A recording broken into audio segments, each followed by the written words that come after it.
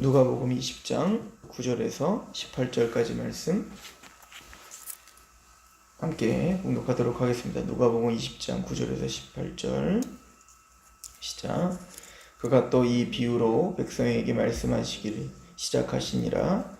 한 사람이 포도원을 만들어 농부들에게 새로 주고 타국에 가서 오래 있다가 때가 이름에 포도원 소출 얼마를 바치게 하려고 한 종을 농부들에게 보내니 농부들이 종을 몹시 때리고 거저 보내었거늘 다시 다른 종을 보내니 그도 몹시 때리고 능욕하고 거저 보내었거늘 다시 세 번째 종을 보내니 이 종도 상하게 하고 내쫓은지라.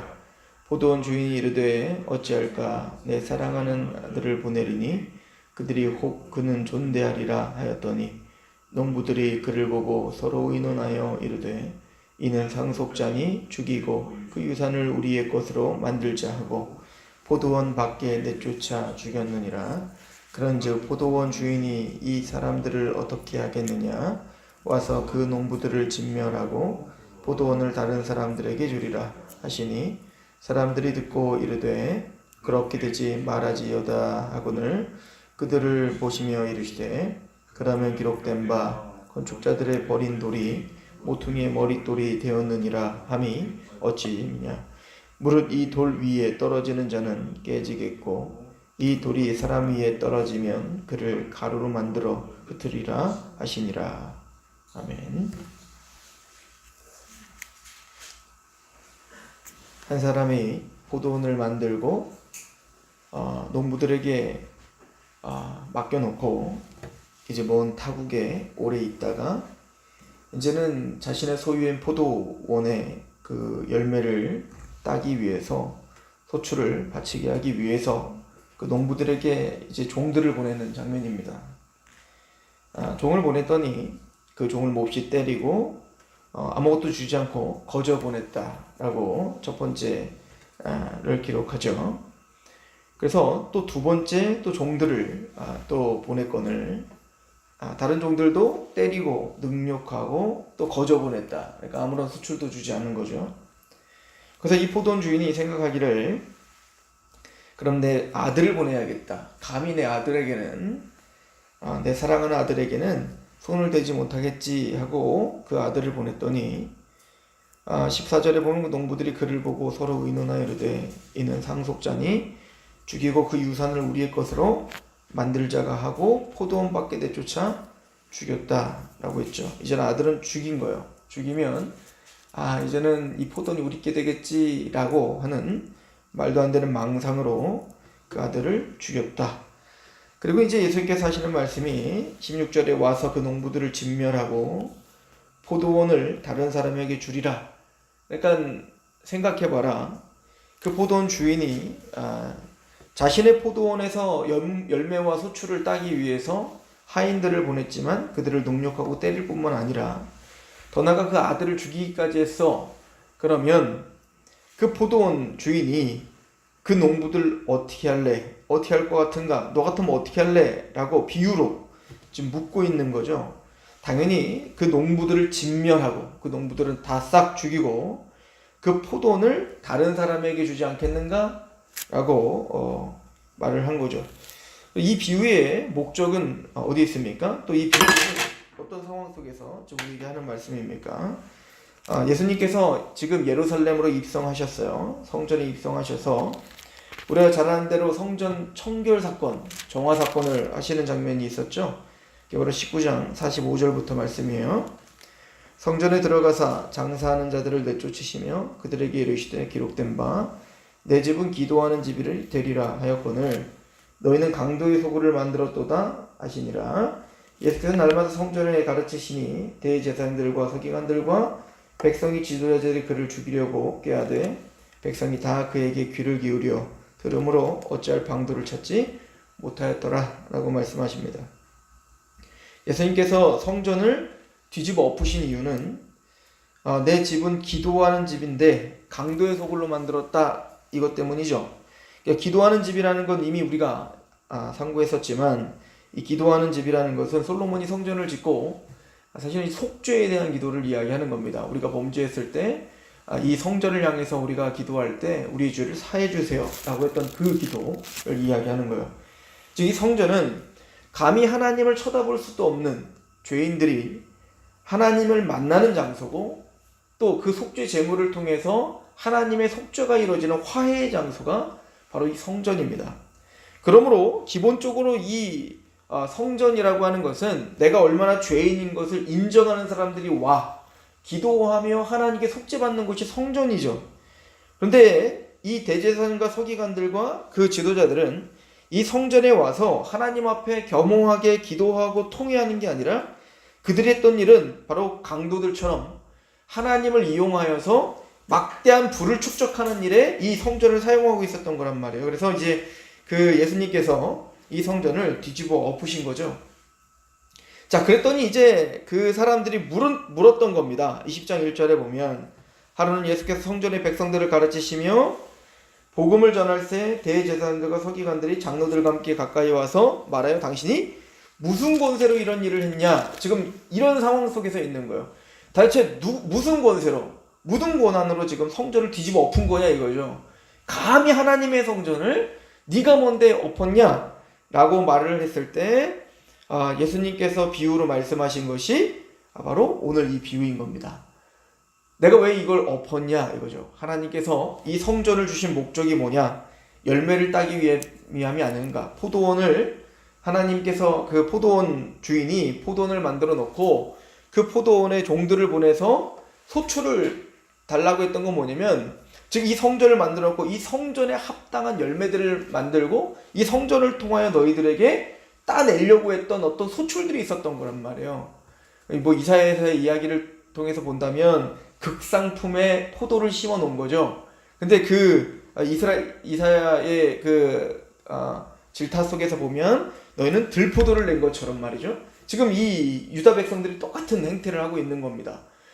하나님은 그들에게 원했던 소출은 뭘까요? 당연히 회개, 또 하나님 앞에 겸허함과 겸비함과 낮아짐이었을 거란 말이에요.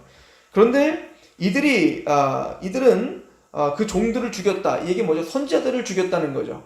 이걸 이제 예수님도 이미 말씀하셨잖아요. 아벨서부터 사가랴까지 그 피가 하나님께 호소한다는 거 아니겠습니까? 그러니까 이들은 하나님 앞에 서서 하나님의 말씀을 그대로 전파하고 있는 자들에 대해서는 반격을 하고 또 듣지 않으려고 하고 죽이고 그렇게 고난을 주었던 그 역사를 갖고 있는 게 바로 이 유대인들이었죠. 그래서 보내기만 하면 자꾸 죽이는 겁니다. 그래서 마지막으로 온 분이 누구냐, 바로 그 사랑하는 아들, 내가 바로 왔다, 이 얘기를 하는 겁니다. 즉 사랑하는 아들 예수께서 지금 오셔서 이제는 그 성전을 뒤집어 엎으시는 겁니다. 그랬더니 그 사랑하는 아들까지 죽였더라. 근데 이 죽이는 걸 보면 이제부터 다 예언입니다. 이제 예수님이 어떻게 죽임을 당하실 것인지를 그대로, 또 그 죽임을 당하신 이후에 어떤 일이 일어날 건지를 그대로 예언하고 계시는 거예요. 주님께서 15절에 포도원 밖에 내쫓아 죽였느니라 라고. 즉 그 성 밖으로 끌어내어 죽이죠. 그래서 예수님도 이제 앞으로 어떻게 할 거라는 거예요? 이제는 이 예루살렘 성 밖으로 끌어내어 십자가형을 받게 될 것임을 이제 이야기하고 있는 겁니다. 그러면 어떻게 하겠는가?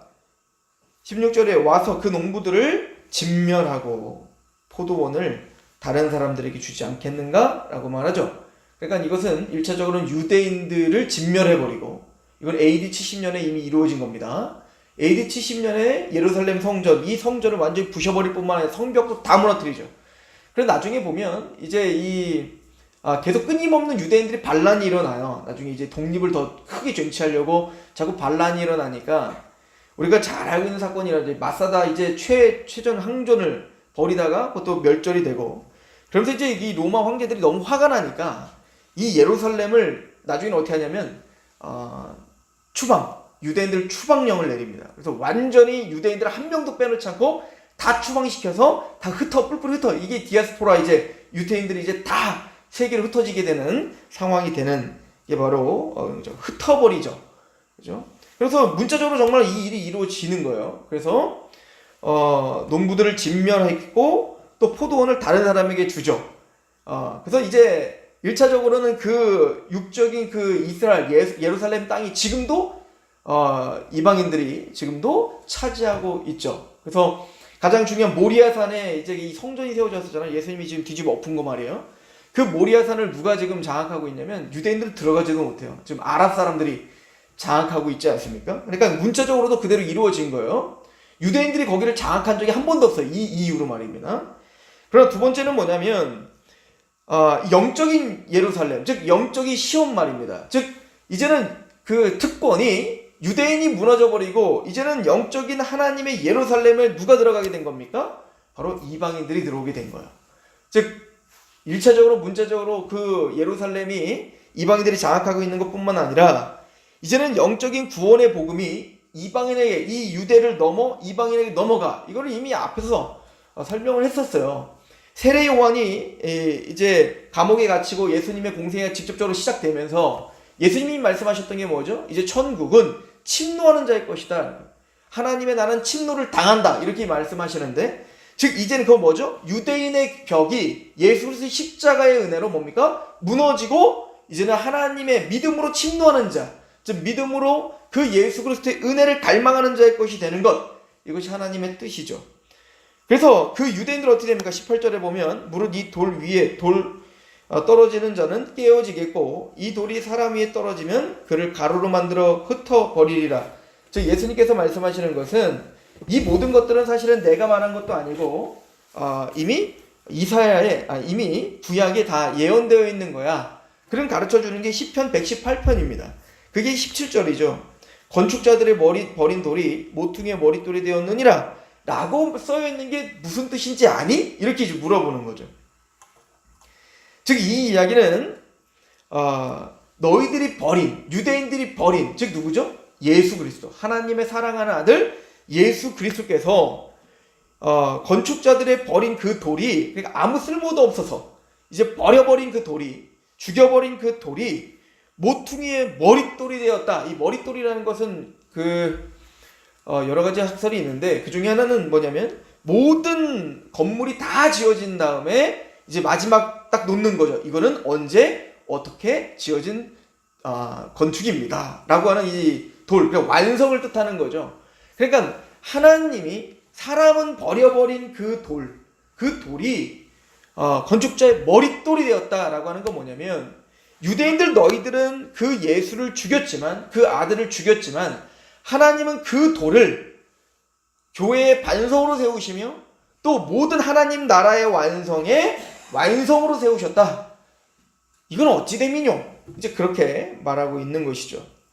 그래서 예수님은 두 가지 의미가 있다라는 걸 말하는 거죠. 첫 번째는 바로 건축자의 그 버린 돌이 모퉁이 돌이 되었다. 그러니까 하나님의 모든 건축의 완성의 돌이 되었다라고 하는 것이 뿐만 아니라, 즉 우리는 구원의 반석이에요. 더 나아가 그러나 이제 그 예수를 거부하는 자들에게는 뭐가 되었다? 18절에 무릇 이 돌 위에 떨어지는 자는 깨어지겠고 이 돌이 사람 위에 떨어지면 그를 가루로 만들어 흩으시리라. 이게 전형적인 심판의 표현이죠. 그러니까 바벨탑을 쌓고 하나님을 대적하여 내 스스로 구원을 얻겠다, 내 스스로 이 하나님의 저주에서 벗어나겠다라고 했던 인본주의가 바로 바벨탑이었는데, 그 바벨탑을 쌓았을 때 하나님이 저주를 내리신 게 뭐냐면 언어를 혼잡해 흩어버리는 거죠. 이 흩어진다는 게 바로 심판의 의미인 겁니다. 즉 너희들은 그 예수 그리스도의 돌에 떨어져 어떻게 깨져버리고 또 그 예수라는 돌이 너희 머리에 떨어져 너희를 가루로 만들어버리겠다, 흩어버리겠다 라고 하는 거죠. 즉 예수님은 심판의 돌이시라는 거예요. 그러니까 예수님은 받아들이는 우리에게는 구원의 돌이고 구원의 반석이 되시지만 그 예수 그리스도를 거부하는 자들, 그 국류를 거부하는 자들에게는 그 예수님 바로 심판의 돌이시다. 바로 그게 바로 예수님의 십자가와 부활을 통해 성취가 되는 거죠.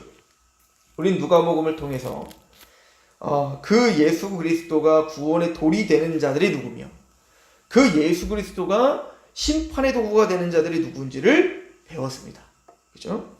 바로 이 집은 기도하는 집이라 라고 말할 때 우리가 마태복음에 보면 반복적으로 우리가 설명을 했잖아요. 마태복음에 보면 그 성전을 청결하시는 그 사건과 맞물려서 어떤 이야기들이 있었냐면 그 성전 안에 병든 자와 듣지 못하는 자와 걷지 못하는 자들이 있었다. 그래서 예수님이 그들을 고쳐주시는 장면이 나옵니다. 그러나 성전 안에서 했던 건 아닌 거예요. 성전 밖에 그 시장이 있어요. 그러니까 그 양 팔고 뭐 비둘기 팔고 하는 게 성전 안에 있는 게 아니라 성전에 올라가기 전에 그 시장이 열려 있었어요. 시장이 열려 있는데 거기에서 있었던 일일 겁니다. 그 안에서 이제는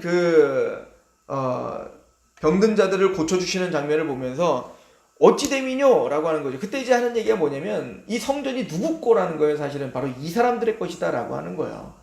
그리고는 그 어린아이들이 예수님 막 쫓아다니니까 막 예수님을 찬양하니까 얘들 조용히 시켜요 막 그러잖아요. 그랬더니 예수님 뭐라고 하냐면 이 어린아이들의 찬양을 하나님이 받으신다 라고 말해요. 그러니까 우리가 이 복음서 전체를 다 요약한 거예요.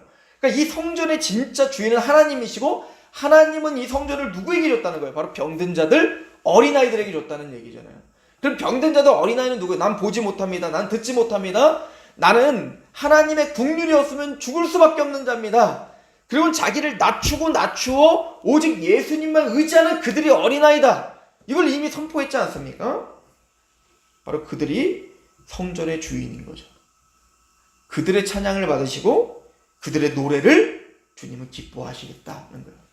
바리새인과 서기관들이 그럴듯한 옷을 입고 그럴듯한 종교적인 형태를 취하고 의리의리한 무언가를 가지고 와서 하나님께 가지고 모든 재물들을 받으시는 게 아니라 두렙돈, 그 과부의 두렙돈을 받으시는 하나님께서 그 마음, 그 국류를 쫓고 낮은 마음으로 겸허하게 주님 앞에 나는 죄인으로서이다 라고 울부짖는 그 사람들 말이죠. 또 그 주님의 그 상에서 떨어지는 부스러기라도 나는 죽은 개와 같지만 그 부스러기도 원합니다 라고 말했던 그 이방 여인, 가나안 여인처럼 말이죠. 바로 그들에게는 구원의 반석이지만 나는 하나님을 잘 압니다. 나는 잘 알고 있습니다 라고 말하며 겸비하지 못하고 하나님의 말씀 앞에 부복하지 못하고 있는 그들에게는 깨어지는 돌이 되겠고 또 그들을 가로로 흩어버리는 돌이 될 것이다 라고 이야기하는 겁니다. 하나님이 원하시는 것은 분명하죠. 겸손입니다. 기도하겠습니다. 하나님 아버지, 주님께서 성전을 세우신 목적, 또 성전 되시는 예수께서 이 땅에 오신 목적을 우리는 반복적으로 상고하고 있습니다. 오늘 우리가 어떠한 태도로 살아야 되겠습니까? 오늘 무엇을 묵상하며 무엇을 갈망하며 살아야 되겠습니까?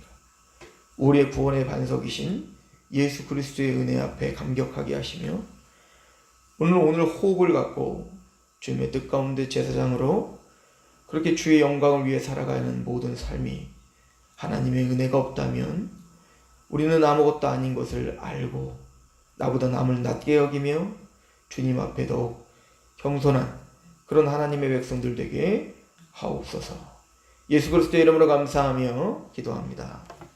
아멘.